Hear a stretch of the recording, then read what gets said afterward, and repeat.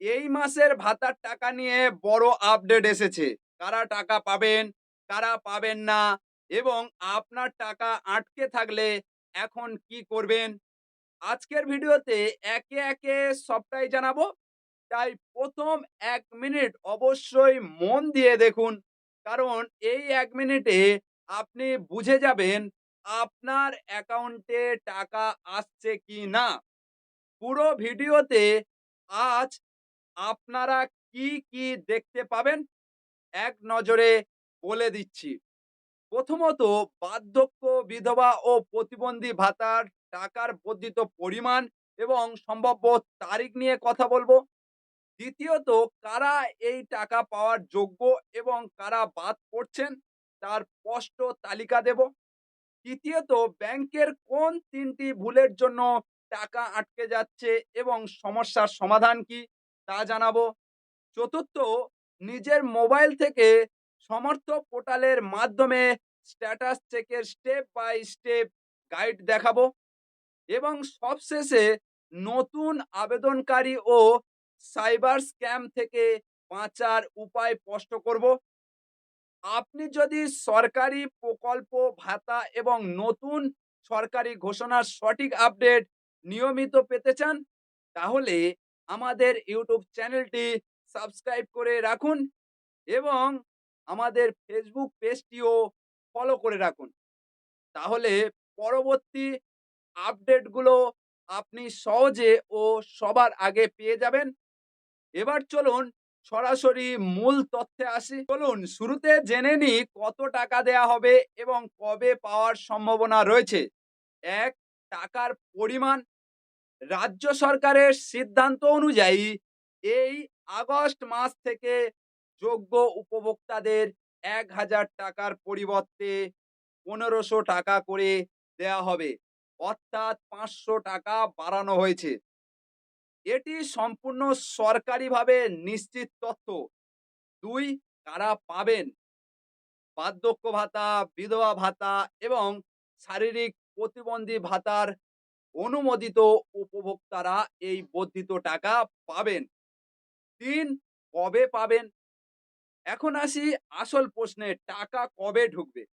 দেখুন, আজ আগস্টের ৯ তারিখ হয়ে গেলেও অনেকের অ্যাকাউন্টে টাকা আসেনি। এর সরকারি কারণ হলো বর্তমানে অন্নপূর্ণা যোজনার ভেরিফিকেশন এবং সরকারের ডিবিটি প্রক্রিয়ার কাজ চলছে। এটি সরকারিভাবে নিশ্চিত নয়, তবে বিভিন্ন তথ্য অনুযায়ী সম্ভাব্য খবর হলো আগামী ১৭ই আগস্ট থেকে ২২শে আগস্টের মধ্যে উপভোক্তাদের অ্যাকাউন্টে ভাতা পাঠানো শুরু হতে পারে। এটি অফিসিয়াল নোটিশ নয়, তাই এটাকে আপনার সম্ভাব্য খবর হিসেবে দেখুন। সরকারি নোটিশ এলে আমরা আবার জানিয়ে দেব। আমার ব্যক্তিগতভাবে মনে হয় আমাদের প্রবীণ নাগরিক ও প্রতিবন্ধী ভাই বোনেদের জন্য এই টাকা খুবই জরুরি। বাজারের এই অগ্নিমূল্য যুগে ১৫০০ টাকাও হয়তো ওষুধ খরচের জন্য পর্যাপ্ত নয়। তবে এটি তাদের অনেক বড় সাহায্য করবে। এবার আসি সবচেয়ে গুরুত্বপূর্ণ প্রশ্নে, কারা টাকা পাবেন আর কারা পাবেন না। খুব মনোযোগ দিয়ে শুনুন। কারা টাকা পাবেন? ইয়েস। পয়েন্ট 1, যাদের আবেদনের স্ট্যাটাস সরকারি খাতায় পুরোপুরি অ্যাপ্রুভ আছে। পয়েন্ট 2, একটি পরিবারে যদি আলাদা, আলাদা সদস্য বার্ধক্য, বিধবা বা প্রতিবন্ধী ভাতার যোগ্য হন, তবে তারা প্রত্যেকেই নিজ, নিজ ভাতার টাকা পাবেন। পয়েন্ট 3, যাদের বয়স ৬০ বছর পার হয়েছে বার্ধক্য ভাতার ক্ষেত্রে বা ৪০% এর বেশি প্রতিবন্ধকতার সার্টিফিকেট রয়েছে এবং সমস্ত ভেরিফিকেশন সফল হয়েছে। কারা টাকা পাবেন না? পয়েন্ট 1, এক ব্যক্তি ২ টি সরকারি পেনশন পাবেন না। যদি আপনি আগে থেকে অন্য কোনো সরকারি পেনশন বা ভাতা পেয়ে থাকেন, তবে এই বার্ধক্য ভাতা পাবেন না, প্রতিবন্ধী ভাতা পাবেন না, বিধবা ভাতা পাবেন না। পয়েন্ট 2, যাদের নথিপত্রে নামের বানান, বয়স বা ঠিকানার বড় রকমের ভুল ধরা পড়েছে এবং ভেরিফিকেশনে রিজেক্ট হয়েছে। পয়েন্ট 3, ভেরিফিকেশনের সময় উপভোক্তাকে নির্দিষ্ট ঠিকানায় খুঁজে পাওয়া না গেলে বা অযোগ্য প্রমাণিত হলে নাম বাদ যাবে। আপনার আবেদন অ্যাপ্রুভ থাকা সত্ত্বেও কেন অ্যাকাউন্টে টাকা নাও আসতে পারে এবং আপনার ক্ষেত্রে এই সমস্যা হলে এখন কি করবেন সেটা বলছি। সিঙ্গেল অ্যাকাউন্ট ভাতা পাওয়ার জন্য অ্যাকাউন্ট অবশ্যই সিঙ্গেল হতে হবে। জয়েন্ট অ্যাকাউন্ট হলে টাকা কিন্তু ফেরত চলে যাবে। সমাধান, দ্রুত ব্যাংকে গিয়ে নিজের নামে সিঙ্গেল অ্যাকাউন্ট খুলে তা পোর্টালে আপলোড করুন। আধার লিঙ্ক ও ডিবিডি অ্যাক্টিভ, ব্যাংক আধার নম্বর লিঙ্ক থাকতে হবে এবং ডাইরেক্ট বেনিফিট ট্রান্সফার ডিবিটি বা এনপিসি ম্যাপিং সক্রিয় থাকতে হবে। অনেক সময় লিঙ্ক থাকলেও ডিবিটি ইনঅ্যাক্টিভ থাকে।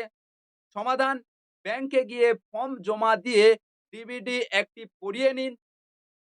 অ্যাকাউন্ট ট্রানজ্যাকশন, যদি 6 মাস বা 1 বছর ধরে ব্যাংকে কোনো লেনদেন না করে থাকেন তবে অ্যাকাউন্ট ইনঅ্যাক্টিভ হয়ে যেতে পারে। সমাধান, আজ ব্যাংকে গিয়ে 50 বা 100 টাকা জমা বা তোলা করে অ্যাকাউন্টটি চালু রাখুন এবং কেওয়াইসি জমা দিন। এবার আপনার নিজের মোবাইল দিয়ে মাত্র 1 মিনিটে দেখে নিন আপনার আগস্টের টাকা আসবে কি না। কিভাবে দেখবেন? চলুন আমি স্টেপ বাই স্টেপ বলে দিচ্ছি। স্টেপ 1, প্রথমে আপনার মোবাইলে গুগল বা ক্রোম ব্রাউজার খুলে টাইপ করুন সমর্থ.wb.gov.in এবং সাইটটি ওপেন করুন। স্টেপ 2, সাইটে প্রবেশ করে বেনিফিশিয়ারি স্ট্যাটাস বা স্ট্যাটাস দেখার অপশনটিতে ক্লিক করুন। স্টেপ 3, সেখানে আপনার 12 ডিজিটের আধার নম্বর অথবা মোবাইল নম্বর দিন। স্টেপ 4, পাশে থাকা ক্যাপচার কোডটি সঠিকভাবে বসিয়ে ওটিপি ভেরিফিকেশন করুন। স্টেপ 5, আপনার সামনে স্ট্যাটাস চলে আসবে। কি দেখতে পেলে কি বুঝবেন? যদি স্ট্যাটাসে অ্যাপ্রুভ বা পেমেন্ট প্রসেসিং দেখায় তবে নিশ্চিত থাকুন আগস্টে টাকা পাচ্ছেন। আর যদি আন্ডার ইনকোয়ারি দেখায় তবে ভেরিফিকেশন চলা পর্যন্ত একটু অপেক্ষা করতে হবে। কিন্তু যদি রিজেক্ট দেখায় তবে আপনার আধার, ভোটার ও পাসবুক নিয়ে পঞ্চায়েত বা বিডিও অফিসে যোগাযোগ করতে হবে। আর যারা এখনো পর্যন্ত আবেদন করতে পারেননি তাদের জন্যও একটি গুরুত্বপূর্ণ তথ্য রয়েছে। রাজ্যের বিভিন্ন এলাকায় পঞ্চায়েত ও বিডিও অফিসে নতুন আবেদন গ্রহণ চলছে এবং খুব শীঘ্রই রাজ্যে নতুন জনকল্যাণ শিবির বা ক্যাম্প বসতে চলেছে। আবেদন করার জন্য এখন থেকে এই প্রয়োজনীয় কাগজগুলো গুছিয়ে রাখুন। 1, আধার ও ভোটার কার্ডের জেরক্স। 2, বাসস্থানের প্রমাণপত্র ও 3 কপি পাসপোর্ট ছবি। 3, সক্রিয় ডিবিটি যুক্ত ব্যাংক পাসবইয়ের প্রথম পাতার জেরক্স। 4, বিধবা ভাতার জন্য স্বামীর ডেথ সার্টিফিকেট এবং প্রতিবন্ধী ভাতার জন্য 40% শারীরিক প্রতিবন্ধকতার সরকারি হাসপাতাল থেকে পাওয়া সার্টিফিকেট। তারিখ ঘোষণা হলে আমরা আপনাদের আপডেটে জানিয়ে দেব জনকল্যাণ শিবির কবে কখন অনুষ্ঠিত হবে। এবার একটা বিষয় অবশ্যই মন দিয়ে শুনবেন। বর্তমানে আমাদের রাজ্যে ভাতার নামে স্ক্যাম খুব বেড়ে গেছে।